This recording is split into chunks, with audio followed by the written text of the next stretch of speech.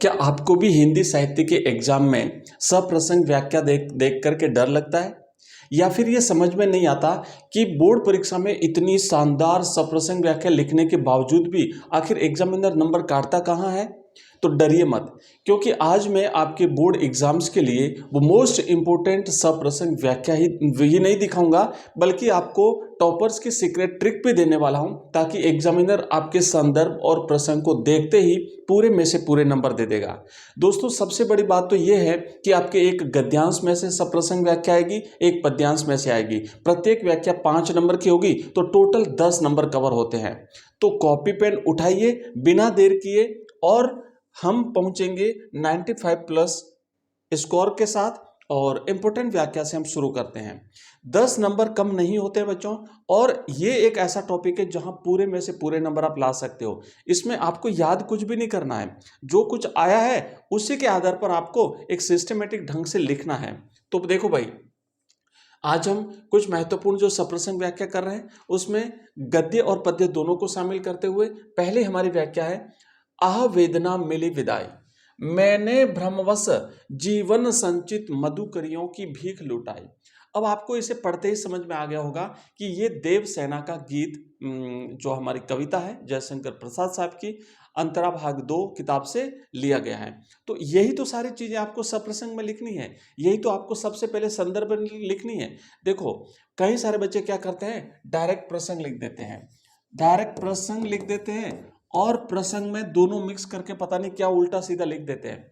भाई, एग्जामिनर को साफ साफ निर्देश होता है, जो ऑफिशियल आंसर की आती है उसमें सप्रसंग व्याख्या में बच्चा अगर संदर्भ लिखता है, और संदर्भ में जो चीजें लिखनी मैं आपको अभी बताऊंगा, उसके बाद अगर वो प्रसंग लिखता है और प्रसंग के बाद फिर वो व्याख्या करता है, और व्याख्या के बाद अगर वो विशेष लिखता है, ये 4 पॉइंट अगर आपके पास हैं उस कॉपी में, तो एग्जामिनर आपको पूरे 5 नंबर देगा, पूरे 5 नंबर देगा। बट अगर आपने इसमें से मान लो ये नहीं लिखा, और कोई एग्जामिनर अगर मान लीजिए कोई एग्जामिनर के नहीं, मुझे तो सप्रसंग में पहले संदर्भ चाहिए, और वो केवल है ना आपको पढ़ेगा तो बाद में, मान लिया आपने दोनों साथ में लिखे हैं, आपने संदर्भ भी इसी में लिख दिया, प्रसंग भी इसी में लिख दिया, लेकिन उसको तो संदर्भ शब्द चाहिए ना, और वो आपके पास नहीं है, वो आपने नहीं लिखा।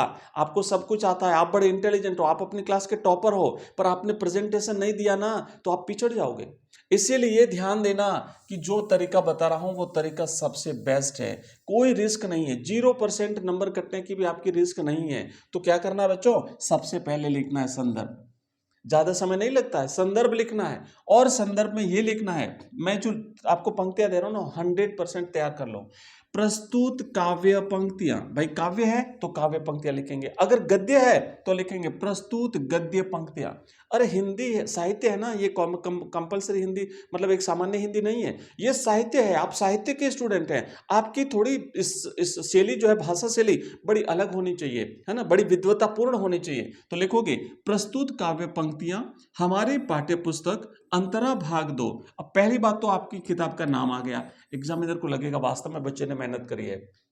अंतरा भाग 2 में संकलित देवसेना का गीत, तो अब देखो अंतरा भाग 2 में संकलित ऐसे शब्द लिखो।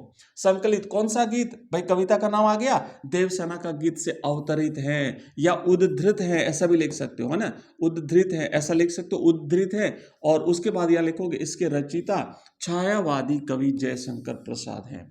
तो 3 चीजें आई, किताब का नाम आ गया, कविता का नाम आ गया, और कविता का नाम आ गया, और कवि का नाम आ गया, और साथ ही साथ कुछ ऐसी एक्स्ट्रा इंफॉर्मेशन जो एक सामान्य बच्चा नहीं दे सकता है। क्या इंफॉर्मेशन है, एक तो आपकी शुरुआती पंक्तियां, आपने जो स्टार्ट करी है, स्टार्टिंग की है ना, वो स्टार्टिंग इतनी शानदार है कि एग्जामिनर खुश हो जाएगा। आपने इतनी शानदार कुछ शब्द लिखे हैं जो हर कोई बच्चा नहीं लिख सकता, तो ये आपसे भिन्न हो गया। वो कहते हैं ना कि जीतने वाले, ध्यान से सुनना, कि जीतने वाले कोई अलग काम नहीं करते, लेकिन वो जीतने वाले हर काम को अलग ढंग से करते हैं।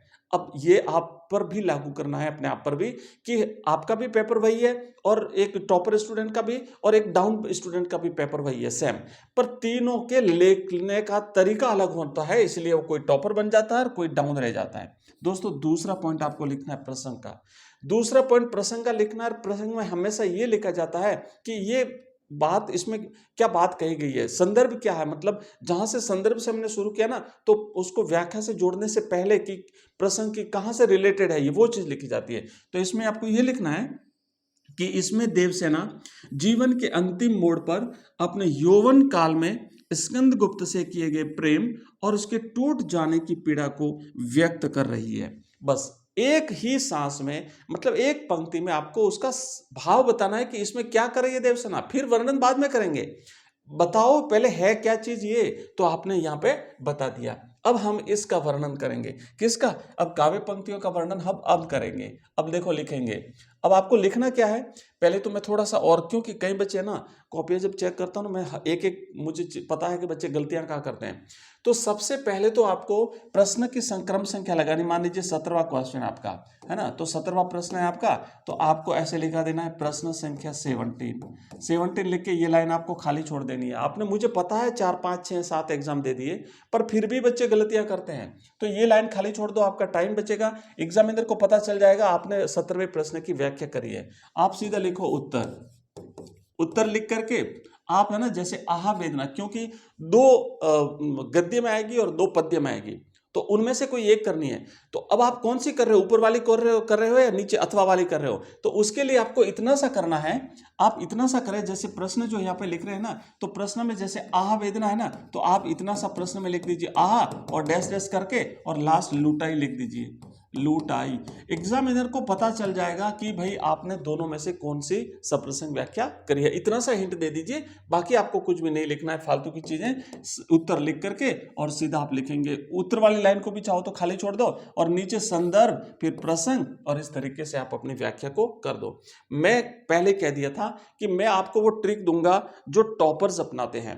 मैं आपको 95 प्लस मार्क्स का पहले ही आपको बता दिया था, वो इसलिए क्योंकि ये गलतियां, छोटी छोटी गलतियां आपको आते हुए भी आप लोग कर लेते हो। आपको बेस्ट तरीका आता है लिखने का, पर फिर भी आप ये छोटी छोटी गलतियां कर देते हो या जानबूझ करके छोड़ देते हो। कि क्या फर्क पड़ता है इससे, इससे फर्क पड़ता है, इससे फर्क पड़ता है, इसीलिए आप में और टॉपर में थोड़ा सा अंतर रह जाता है। दोस्तों आगे क्या करना है, ये मैंने वापस दोबारा इसीलिए लिखी है ताकि समझ में आ जाएगा, इसलिए। बाकी आपको यहां दोबारा नहीं लिखनी, आपको तो खाली आपको प्रश्न लिखना है, प्रश्न की संख्या लिखनी है, मैंने बता दिया कौन सी कर रहे हो, इसलिए स्टार्टिंग एक शब्द डॉट डॉट डॉट करके लास्ट का एक शब्द लिखना है, फिर उत्तर लिखना है, फिर उत्तर में एक लाइन छोड़ करके संदर्भ लिखेंगे, प्रसंग लिखेंगे, फिर हम आए व्याख्या पर। तो व्याख्या में हम क्या करेंगे कि आवेदना मिली विदाई। अब यहां पे हम ये कहेंगे कि देवसेना अपने अंतिम समय में है, वृद्धावस्था में है, और उस समय देवसेना दुख प्रकट करते हुए कहती है कि आज मैं अपने जीवन की सभी आशाओं से विदा ले रही हूं। उसके जीवन भर की जो इच्छाएं थी, स्कंदगुप्त का इंतजार करना, उसका प्रेम प्राप्त करना, वो समस्त इच्छाओं से आज क्या करने वाली है, ये विदा लेने वाली है। आगे क्या कहती है, मैंने भ्रमवश जीवन संचित मधुकरियों की भीख लुटाई। मैंने भ्रम में पढ़ करके मेरे पूरे जीवन की जो संचित पूंजी थी, यौवन था, उसका प्रेम था, सब कुछ मैंने लुटा दिया। मैंने यौवन भर जिस प्रेम को पाने का भ्रम पाल रखा था, आज मैं अपनी उन बची खुची उम्मीदों को भी भीख की तरह लुटा रही हूं। बस इतना सा लिखना, फालतू की चीजें मत लिखिए। कई बच्चे क्या करते हैं, 2 नंबर के प्रश्न में तो पूरा 1 पेज 2 पेज भर देते हैं, और जहां बड़े प्रश्नों की जब बाद में बड़ी बात आती है ना, जहां निबंध लिखना होता है, तो वहां पर 1 पेज में समेटना पड़ता है, क्योंकि टाइम ही नहीं बचता उनके पास। तो जितना शब्द सीमा है उतना लिखो, फालतू मत लिखो। एग्जामिनर समझ जाता है आपने क्या लिखा है, आपके भाव समझ जाएगा। सप्रसंग व्याख्या ही तो, व्याख्या का मतलब ये नहीं 2-3 पेज भर दो, नहीं भरना है ना, ज्यादा पेज भरने से नंबर और नहीं मिलते, ध्यान देना। इतना लिखने के बाद फिर आप विशेष लिखेंगे। विशेष में कम से कम 3 से 4 पॉइंट तो लिखने हैं। क्या लिखेंगे, एक सबसे पहले तो भाषा का लिखेंगे। वैसे तो इनकी प्रसाद साहब की भाषा तो वैसे भी संस्कृत निष्ठ खड़ी बोली भाषा है, पर फिर भी अगर समझ में नहीं आवे तो इतना लिख सकते हो ना, भाषा बिल्कुल, भाषा सरल और सहज है, इतना तो लिख ही सकते हो। इनकी भाषा तो संस्कृत निष्ठ खड़ी बोली है, इसलिए आपको ये लिखना है। देखो मैंने आपको जो कवि परिचय याद कराया है प्रसाद साहब का, उसमें भी हमने इनकी भाषा शैली, जो भाषा की विशेषता है, उसमें हमने ये लिखा है, क्योंकि इनकी भाषा थोड़ी सी संस्कृत निष्ठ है, मतलब जटिल भाषा है, साहित्यिक भाषा है। आगे देखो, अब फिर क्या किया, इसमें जो जो बात आपको समझ में आ रही वो लिखना है। इसमें देवसेना की पीड़ा का मार्मिक चित्रण है, और क्या है, आह में विस्मयादि बोधक और करुणा रस है, और क्या है, रूपक अलंकार का सुंदर प्रयोग हुआ है। बस हो गया। एक आधा तो कोई शब्द ले लो कि इसमें ये अलंकार है या इसमें ये विशेषता बताइए, एक आधा अलंकार का उदाहरण दे दो कि इसमें इस अलंकार का प्रयोग हुआ है, एक आधा उस पाठ से रिलेटेड जो पात्र है उस पात्र के बारे में बता दो कि इसमें ये उसने इस पात्र ने ये कहा है, और एक भाषा का लिख दो कि इसकी भाषा बड़ी सुंदर सरल सहज है। हो गया ना आपका, कितना शानदार तरीके से होता है। चलिए आगे बढ़ते हैं, एक और व्याख्या हम देखेंगे, महत्वपूर्ण पंक्ति जो हमारे गद्य खंड से है। तो लिखा है, कूटज क्या केवल जी रहा है, वह दूसरों के द्वार पर भीख मांगने नहीं जाता, वह अजय जीवन शक्ति का प्रतीक है। एक बार फिर से सबसे पहले लिखेंगे प्रश्न की संख्या मान लीजिए 18, जो भी प्रश्न है लिखा, आप यहां से लिखेंगे कूटज, अंत में लिखेंगे प्रतीक है, उसके बाद लिखेंगे उत्तर लिख करके आप क्या करेंगे, सबसे पहले लिखेंगे संदर्भ, फिर से वापस वही प्रस्तुत गद्यांश, हमारी पाठ्य पुस्तक, ये प्रस्तुत गद्यांश आपको लिखना है, स्टार्टिंग यहां से करनी है। अब ज्यादा समय नहीं लूंगा मैं फुर्ती से, क्योंकि ज्यादा से ज्यादा जितनी हो सके उतनी हम व्याख्या करेंगे। हमारी पाठ्य पुस्तक अंतरा भाग 2 में संकलित ललित निबंध कुटज, भाई ये शब्द लिखो, ऐसे ऐसे कीवर्ड्स तैयार रखो कि बाकी बच्चे नहीं लिख सके, वो कीवर्ड आप लिख दो। कुटज से लिया गया है और इसके लेखक कौन है, हजारी प्रसाद द्विवेदी जी है। प्रसंग में क्या है, यहां पे लेखक ने कूटज की क्या विशेषता बताई, इसमें लेखक ने कठोर और सूखी पहाड़ियों पर उगने वाले कूटज के पौधे के माध्यम से मनुष्य को स्वाभिमान से जीने का संदेश दिया है, यह बताना है, और उसके बाद फिर वर्णन करना है कि कूटज करता क्या है। तो दोस्तों ध्यान से समझो, लेखक क्या कह रहा है कि लेखक कहते हैं कि कूटज का पौधा केवल जिंदा रहने के लिए संघर्ष नहीं कर रहा है, बल्कि वह पूरी शान से जी रहा है। वह विपरीत परिस्थितियों में भी किसी के सामने हाथ नहीं फैलाता। वह हमें सिखाता है कि जीवन में मनुष्य को स्वाभिमान नहीं छोड़ना चाहिए। और उसके बाद लिखो, भाषा तत्सम, प्रधान, परिमार्जित और प्रभावपूर्ण है। ऐसे 3-4 शब्द याद कर लो। उसके बाद विचारात्मक और उपदेशात्मक शैली है, और कूटज को अपराजय जीवन शक्ति का प्रतीक बताया गया है। बस इतना सा लिख दो, आपकी सप्रसंग व्याख्या कंप्लीट हो गई। नेक्स्ट देखो, अगला एक और महत्वपूर्ण, एक हम वापस फिर से हम चलते हैं काव्य खंड में। लिखा है कि पुलकी शरीर स्वभाव है ठाडे, नीरज नयन ने जल बाढ़े, कहव मोर मुनिनाथ निबाहा। तो एक बार फिर से वापस प्रश्न की संख्या लिखनी है, वही तरीका। अब सीधा चलेंगे कि प्रस्तुत काव्यांश, अब यहाँ पे जैसे गद्य होता है तो गद्यांश लिखना है, गद्य भी लिख सकते हो, काव्यांश है तो पद लिख सकते हो, काव्य लिख सकते हो, काव्य पंक्ति लिख सकते हो, काव्यांश लिख सकते हो। हमारी पाठ्य पुस्तक अंतरा भाग 2 में संकलित भरत राम का प्रेम प्रसंग से लिया गया है। इसके रचयिता गोस्वामी तुलसीदास है। प्रसंग लिखेंगे कि चित्रकूट में जो सभा हो रही थी, उस चित्रकूट की सभा में मुनि वशिष्ठ के कहने पर भरत जी श्री राम के प्रति अपना अगाध प्रेम और विनय प्रकट करने के लिए खड़े होते हैं। उस भारत का वर्णन कवि ने यहाँ पे किया है। अब देखो यहाँ पे आगे क्या वर्णन किया है, तो व्याख्या में लिखेंगे कि भरत जी जब अपनी बात कहने के लिए उस सभा में खड़े हुए, तो भरत जी उस समय उनका शरीर प्रेम से पुलकित हो गया। वे सभा में खड़े हुए और उनके कमल रूपी नेत्रों से प्रेमाश्रु बहने लगे। वे बोले, मुझे जो कुछ कहना था वह तो मुनिनाथ यानी वशिष्ठ जी ने कह दिया है, अब मैं और क्या कह सकता हूँ। बस इतना सा लिखना है, कम से कम शब्दों में सटीक अपनी बात रखिए हमेशा। विशेष में लिखना है, अवधि भाषा का अत्यंत मधुर प्रयोग हुआ है। नीरज नयन ने में अनुप्रास और रूपक अलंकार है। चौपाई छंद का प्रयोग हुआ है। भाई जहां पर तुलसीदास जी की बात आती है वहां पर तो आपको ये लिखना है। और आदर्श भ्रातृ प्रेम का वर्णन इसमें हुआ है। चलिए दोस्तों आगे बढ़ते हैं। अगला देखो, एक और महत्वपूर्ण, अब हम लेंगे फिर से वापस गद्यांश की पंक्तियां।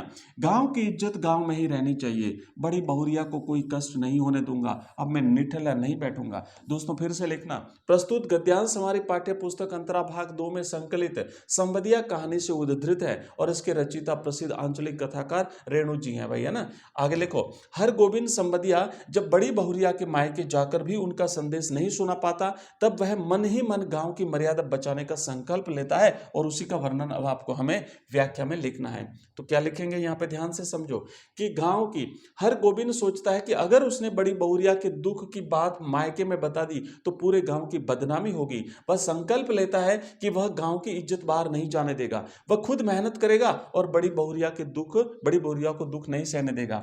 विशेष में लिखना है, आंचलिक शब्दों और मुहावरों का सहज प्रयोग हुआ है। भावनात्मक और वर्णनात्मक शैली है, और हरगोविंद की संवेदनशीलता और गांव प्रेम का सजीव चित्रण इसमें हुआ है। दोस्तों नेक्स्ट आगे बढ़ेंगे, एक और हम व्याख्या कर लेते हैं जो आपके परीक्षा के दृष्टिकोण से इंपॉर्टेंट है। दुख ही जीवन की कथा रही, क्या कहूं आज जो नहीं कही, निराला जी की सरोज स्मृति कविता की बहुत ही प्रसिद्ध पंक्तियां दोस्तों। सबसे पहले संदर्भ, प्रस्तुत काव्यांश हमारी पाठ्य पुस्तक अंतरा भाग 2 में संकलित सरोज स्मृति नामक शोक गीत से अवतरित है और इसके रचयिता छायावादी कवि सूर्यकांत त्रिपाठी निराला है। लिखेंगे, कवि अपनी पुत्री सरोज के निधन पर गहरे शोक में डूबे हुए हैं और अपने जीवन भर के दुखों और संघर्षों को याद करते हुए दृढ़ निश्चय व्यक्त कर रहे हैं। लिखना है हमें, अब यहाँ पे क्या लिखना है, हमें व्याख्या लिखनी है। व्याख्या लिखेंगे, कवि कहते हैं कि मेरा तो पूरा जीवन ही दुखों की एक कहानी रहा है। जो पीड़ा मैंने आज तक किसी से नहीं कही उसे आज मैं क्या कहूँ। वे कहते हैं कि चाहे मेरे कर्मों पर वज्र ही क्यों न गिर जाए, लेकिन मैं सत्य के मार्ग से नहीं हटूंगा। अपनी जो बात थी उस पर अड़िग रहते हैं। विशेष में लिखना है, खड़ी बोली हिंदी का प्रयोग हुआ है। कवि के निजी जीवन की पीड़ा का यथार्थ चित्रण है। करुण रस की प्रधानता है और मुक्तक छंद का शानदार प्रयोग हुआ है, क्योंकि हिंदी में मुक्तक छंद के प्रवर्तक निराला जी माने जाते हैं। तो दोस्तों, ये हमारी कुछ सप्रसंग व्याख्या थी। बताइए मुझे ये क्लास आपको कैसी लगी है। अगली क्लास किस विषय पर चाहते हो कमेंट बॉक्स में कमेंट कर देना। और मैं अपने हिसाब से जो टॉपिक लाने वाला हूँ वो निबंध लेखन रहेगा हमारा अगला। और इसके अलावा और कोई इंपॉर्टेंट टॉपिक अगर आप चाहते हो तो मुझे बता दीजिएगा, मैं आज आपको वो टॉपिक भी करा दूंगा। दोस्तों, वीडियो को लाइक करना है और वीडियो को हाइप भी करना है, चैनल को सब्सक्राइब करना है। मिलते हैं अगली क्लास में, तब तक पढ़ते रहिए, इसी तरीके से आगे बढ़ते रहिए। दोस्तों, मिशन RBSC आपको बहुत बहुत शुभकामनाएं देता है। धन्यवाद।